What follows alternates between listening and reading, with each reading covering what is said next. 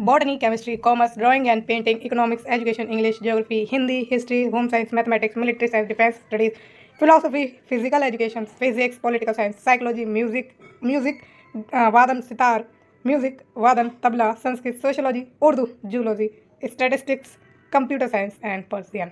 Total 28 subject है जिसमें आपकी असिस्टेंट प्रोफेसर की वैकेंसीज आई हैं।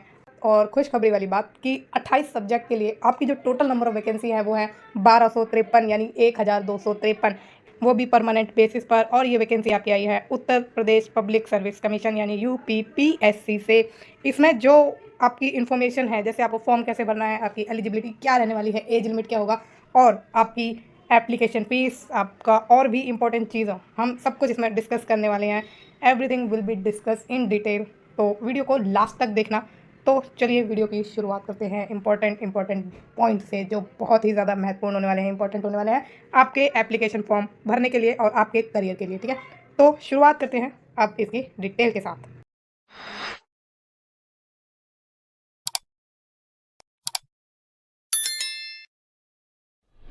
बात करें कि इसमें आपका जो ऑनलाइन एप्लीकेशन प्रोसेस है वो कब से शुरू हो गया है, वो हो गया आपका 4 सितंबर 2025 से। तो एप्लीकेशन जो है फॉर्म भरने का जो प्रोसेस है वो स्टार्ट हो चुका है। लास्ट डेट की बात करें तो इसमें है 6 अक्टूबर 2025, और जो आपकी करेक्शन और मॉडिफिकेशन के लिए विंडो आपकी बंद होगी वो 13 अक्टूबर 2025। ठीक है, तो ये आपकी चीज़ें हैं, इंपॉर्टेंट डेट्स हैं जो आपको ध्यान में रखनी है।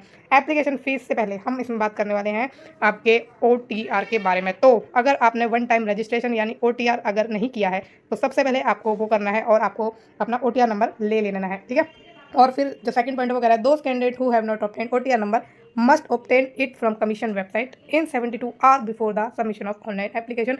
एस्ट्रिक लगा लीजिए इस पॉइंट को कि अगर आपने रजिस्ट्रेशन नहीं किया है तो 72 घंटे पहले आपको रजिस्ट्रेशन नंबर दिया जाएगा, यानी आपको 3 दिन पहले रजिस्ट्रेशन करना है अपना, फिर आपको OTR नंबर दिया जाएगा और फिर आप जो है एप्लीकेशन फॉर्म भर पाएंगे ऑनलाइन। ठीक है, तो वेबसाइट आपकी ये है, और जो OTR पर आपको रजिस्टर करना है उसके लिए वेबसाइट इन्होंने ये दी हुई है। ठीक है, अब बात करते हैं आपके एप्लीकेशन फ़ीस की। ठीक है, तो इसमें क्या कह रहा है कि आपको जो फर्स्ट और सेकंड स्टेज है ऑनलाइन एप्लीकेशन की, उसके बाद आपको फ़ीस डिपॉजिट करनी है। तो अनरिजर्व इकोनॉमिकली वीकर सेक्शन और OBC यानी अदर बैकवर्ड क्लासेस के लिए टोटल 125 रुपये की फ़ीस है, और SC ST के लिए टोटल 65 यानी 65 रुपये की फ़ीस है, और PWD के लिए इन्होंने जो फ़ीस रखी है वो 25 रुपये फ़ीस रखी है। फ़ीस नहीं है, ऑनलाइन प्रोसेसिंग फ़ी है, बाकी एग्जाम फ़ी इन्होंने नहीं रखी है PWD के लिए, बट उन्हें 25 रुपये देने हैं प्रोसेसिंग फ़ी के। एक्स सर्विसमैन को जो है 65 रुपये देने हैं टोटल, और department of the freedom fighter women और स्किल्ड प्लेयर, ठीक है, उनको जो है according to their original category के अकॉर्डिंग मतलब आपको फ़ीस देनी है। जैसे अगर कोई वुमेन है वो SC के अंडर आती है तो उन्हें जो है 65 रुपये की फ़ीस देनी है।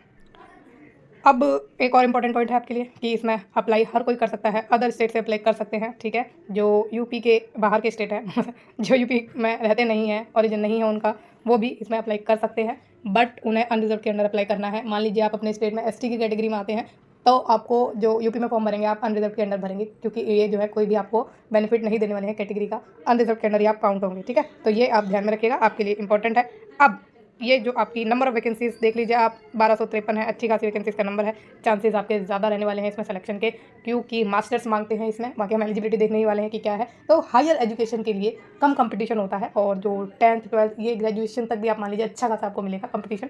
तो इसमें भी वैसे कंपटीशन होगा नो डाउट, बट इतना नहीं होगा जितना आपको अदर क्वालिफिकेशन में मिलता है। समझ गए ना आप, कंपेरेटिवली बात करी है मैंने, बाकी कंपटीशन तो है ही।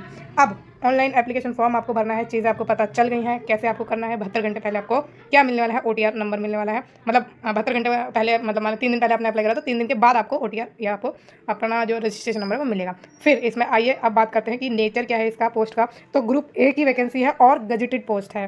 पे स्केल की बात करें तो पे लेवल इसमें आपका 10 है, और क्या कह रहा है ये, पे स्केल की बात करें तो 57,700 है। रिजर्वेशन की मैंने आपको बता ही दी है, और आगे चलते हैं तो ये चीज़ आपकी हो गई कवर। एलिजिबिलिटी की भी बात करते हैं अब कि वो उसमें आपसे क्या मांगा है एकेडमिक क्वालिफिकेशन में। तो for the discipline of botany, chemistry, commerce, economics, education, English, geography, Hindi, history, home science, mathematics, military science, philosophy, physical education, physics, political science, psychology, Sanskrit, sociology, Urdu, zoology, और आपका स्टैटिस्टिक्स और कंप्यूटर साइंस एंड पर्सियन। इसमें आपको eligibility A या B इन्होंने मांगी है आपसे, ठीक है, यानी कि आपके पास या तो एलिजिबिलिटी ए हो या फिर आपके पास एलिजिबिलिटी बी हो। तो ए की बात करेंगे सबसे पहले, जिसमें आपसे बोल रहा है कि मास्टर डिग्री आपकी होनी चाहिए 55% मार्क्स के साथ आपकी कंसर्न रेलिवेंट और अलाइड सब्जेक्ट में, साथ में आपका नेट आपके पास होना चाहिए, ठीक है। और ये जो मास्टर डिग्री में 55% मांगी है उसमें 5% का रिलैक्सेशन है कैटेगरी वालों को, SC ST OBC and other category जो है उनको 5% का रिलैक्सेशन है, यानी 50% अगर वो मास्टर्स में लाए हैं तो वो अप्लाई कर सकते हैं।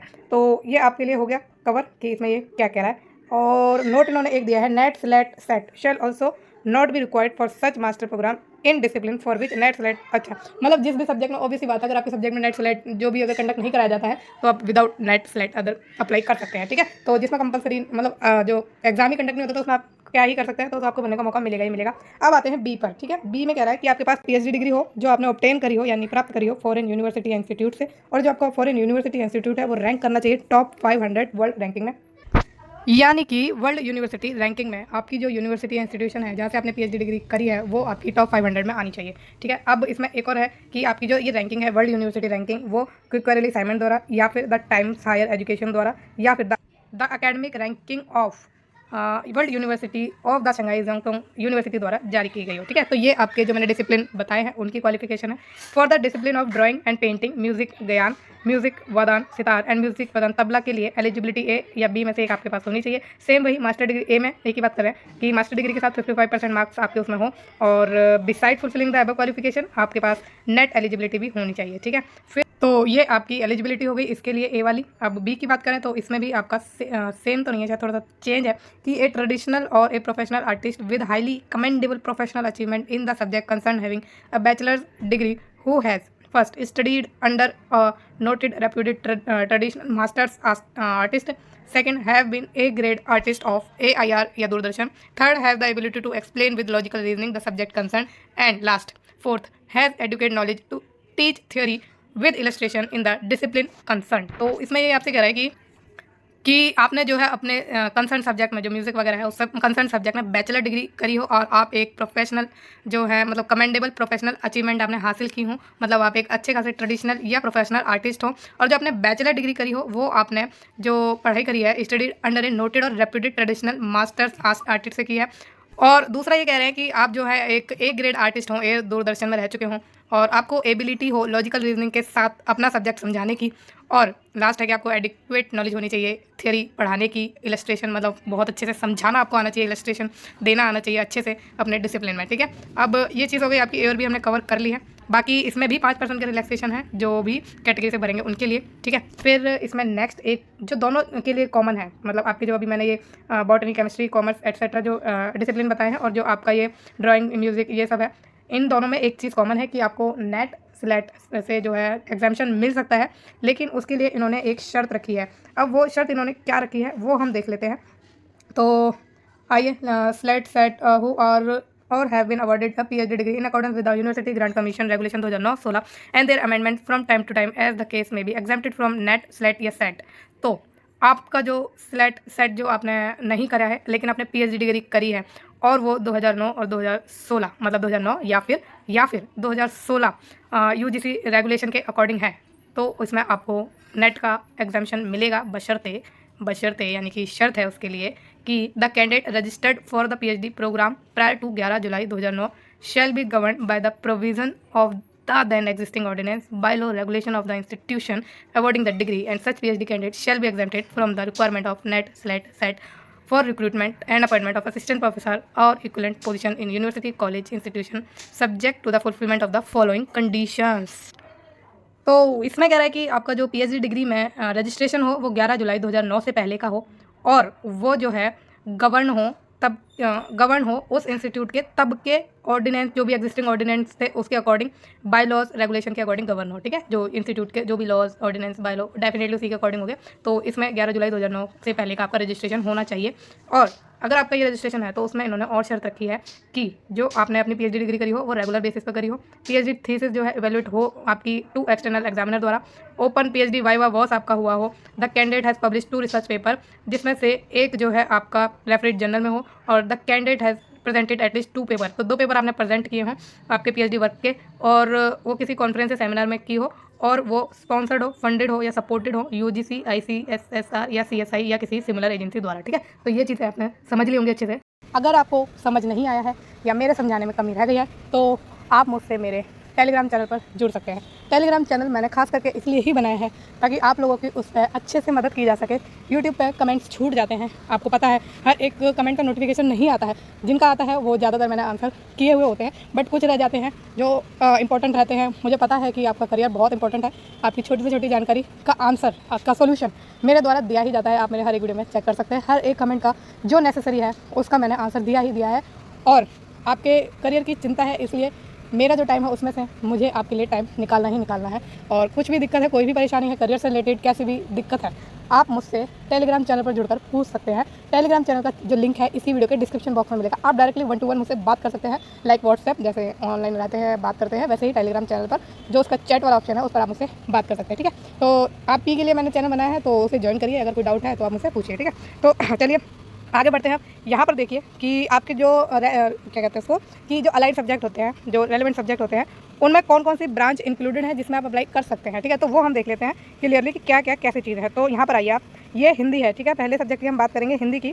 तो हिंदी में भाषा विज्ञान में अगर आपने एमएससी करी, सॉरी एमएससी नहीं एमए करी है, तो आप अप्लाई कर सकते हैं। उर्दू के लिए इन्होंने कोई भी ऐसा ऑप्शनल सब्जेक्ट नहीं रखा है, तो उर्दू में ही आपकी मास्टर्स होनी चाहिए। इंग्लिश में भाषा विज्ञान में हो या अप्लाइड अंग्रेजी यानी अप्लाइड इंग्लिश में हो तो आप अप्लाई कर सकते हैं। संस्कृत में निष्णात उपाधि हो, संपूर्णानंद संस्कृत विश्वविद्यालय से संस्कृत में आचार्य की उपाधि, तो इस केस में आप अप्लाई कर सकते हैं। बात करें कला, चित्रकला और ड्राइंग एंड पेंटिंग की, तो इसमें कोई इन्होंने अदर सब्जेक्ट इंक्लूड नहीं करा है। संगीत गायन की बात करें तो कोई भी नहीं है, संगीत सितार वादन में भी कोई नहीं है, और संगीत तबला कोई नहीं है इसमें। इतिहास पर आते हैं तो इतिहास में आधुनिक इतिहास में करी है, मध्यकालीन इतिहास में, प्राचीन इतिहास में, पुरातत्व में, तो आप अप्लाई कर सकते हैं। भूगोल में भी कोई नहीं, मनोविज्ञान में भी यानी साइकोलॉजी में भी कोई नहीं। शिक्षा शास्त्र की बात करें तो एमएड आपने करी है तो आप अप्लाई कर सकते हैं। दर्शन शास्त्र में कोई इन्होंने सब्जेक्ट नहीं रखे हैं। समाज शास्त्र में सोशल वर्क वाले अप्लाई कर सकते हैं।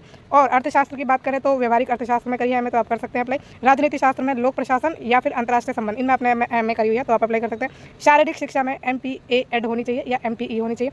सैन्य विज्ञान या सैन्य अध्ययन, रक्षा एवं स्ट्रैटेजिक अध्ययन आपने किया है तो आप इसमें अप्लाई कर सकते हैं। गृह विज्ञान में कौन कौन से सब्जेक्ट इंक्लूडेड हैं? फूड एंड न्यूट्रिशन, फिर है क्लोथिंग, टेक्सटाइल्स और ह्यूमन डेवलपमेंट या फैमिली रिसोर्सेज मैनेजमेंट। तो या तो आपने गृह विज्ञान में जो लिखा हुआ है कि मैं अपने गृह विज्ञान में करिए तो आप कर ही सकते हैं। अदरवाइज अगर और कोई सब्जेक्ट आपका लिखा हुआ है तो आप उसमें आराम से अप्लाई कर सकते हैं। सब्जेक्ट मतलब डिसिप्लिन। अब आगे बात करें और तो ये जो नेक्स्ट है आपका वाणिज्य। ठीक है, इसमें अगर आपने बिजनेस एडमिनिस्ट्रेशन एंड मैनेजमेंट में करी हुई है तो आप अप्लाई कर सकते हैं। अकाउंटेंसी एंड बिजनेस स्टैटिस्टिक्स में करिए तब भी आप अप्लाई कर सकते हैं। Economics administration and financial management, इस केस में भी आप अप्लाई कर सकते हैं। रसायन विज्ञान में कौन कौन से इंक्लूडेड है? व्यवहारिक रसायन शास्त्र, कार्बनिक, अकार्बनिक रसायन और फार्मास्यूटिकल, तो इनमें से किसी में भी आपने करी आप अप्लाई कर सकते हैं। वनस्पति विज्ञान में plant science, biotechnology, microbiology, plant biotechnology, biochemistry, marine biotechnology, genetics, environmental science and life science, तो ये environmental science and life science एक ही है। तो अगर आपने वनस्पति विज्ञान में पर्टिकुलरली करी हुई है एमएससी तो आप अप्लाई आराम से कर पाएंगे। अगर पर्टिकुलरली आपका वनस्पति विज्ञान में नहीं है बट इनमें से किसी एक सब्जेक्ट में आपने एमएससी करी है तब भी आप अप्लाई कर सकते हैं। फिर जूलॉजी में एनिमल साइंस इंक्लूडेड है, microbiology, molecular and human genetics included है, एनवायरमेंटल साइंस इंक्लूडेड है, fisheries and life science included है। फिर नेक्स्ट बात करें गणित में कोई भी सब्जेक्ट नहीं है, आपकी मैथमेटिक्स में ही एमए होनी चाहिए।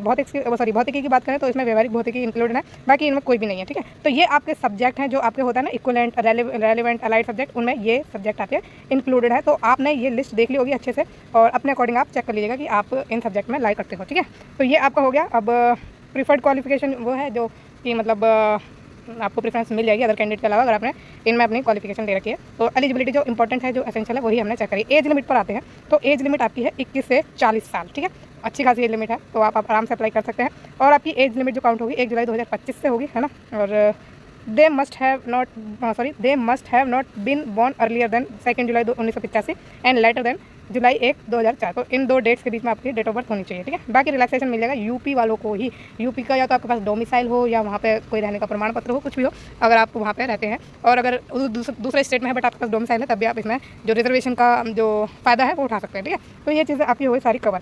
अब यहाँ पर आपके लिए एक और चीज़ है कि आप सिलेबस का जो आपको होगा कि कहाँ से क्या होगा, तो इसी पीडीएफ में सिलेबस भी है। ठीक है, तो अगर आप कहेंगे तो इस पीडीएफ का लिंक आपको इसी वीडियो के डिस्क्रिप्शन बॉक्स में डाल दिया जाएगा आपके लिए, तो आप चेक कर लेना। बाकी जो भी इंपॉर्टेंट इन्फॉर्मेशन थी हर कुछ हमने जो है डिटेल से चेक करा है। आपकी एप्लीकेशन फॉर्म से लेकर आपकी एज लिमिट तक सब कुछ हमने देखा है। अब ये देखो ये सारे सब्जेक्ट हैं कौन कौन से हैं, इन्होंने डेप्थ में दिया है। अब यहाँ पे एक और इंपॉर्टेंट चीज़ है जो मेरे को आपको बतानी है। ठीक है, तो जैसे आपका प्री क्लियर हो जाता है तो उसके बाद इन्होंने एक और चीज़ रखी है कि आपको जो है दोबारा से फॉर्म भरना होगा, है ना। ये है, देखो ये वाला, यहाँ पर आते हैं हम थोड़ा सा।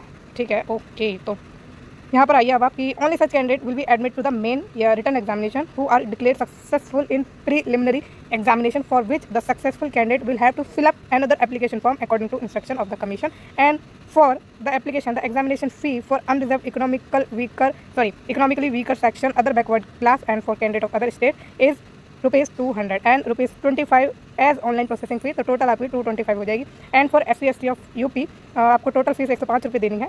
अभी मेरे को ये बताना है आपको क्लियर, तो मैं पहले आपको ये चीज़ बता दूँ। तो the candidate of physically handicapped category of UP are exempted from the fee but they have to pay ₹25 only as online processing fee.